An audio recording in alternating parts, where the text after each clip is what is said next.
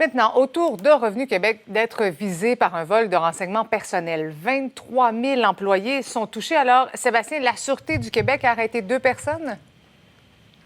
Absolument. Femme de 39 ans, un homme de 46 ans de Québec. Ils ont été arrêtés ce matin. Ce sont des enquêteurs de la Division des crimes économiques de la Sûreté du Québec qui ont mené cette enquête. Il y aurait perquisition également dans une résidence de Québec, une enquête qui a été initiée, amorcée le 25 juillet dernier. Pourquoi? Parce qu'on parle de bris de confidentialité, de fuite de renseignements personnels, vous l'avez dit, pour 23 000 employés et ex-employés de Revenu Québec. Quand on parle de renseignements personnels, on parle entre autres de nom, prénom, numéro d'assurance sociale. On dit que les employés actuels ont été prévenus par courriel ce matin. Pour ce qui est des ex-employés, ils recevront au cours des prochains jours une lettre, mais Revenu Québec, vous allez les entendre, ils ont voulu être rassurants quant à une potentielle fuite de renseignements personnels au niveau des contribuables, des données bancaires, par exemple. Il n'y a rien de tout ça. Réaction.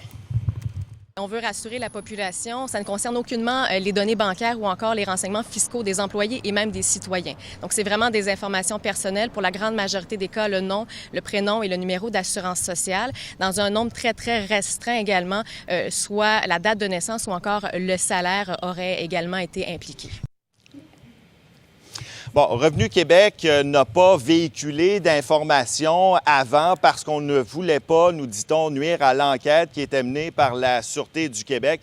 Et il n'y a rien qui indique également que les données confidentielles, dans ce cas qui nous concerne, ont pu être utilisées à des fins malveillantes. Bref, l'employé qui avait légitimement accès à ces données. Et lorsque Revenu Québec s'est aperçu de cette erreur, l'employé en question a immédiatement été relevé de ses fonctions.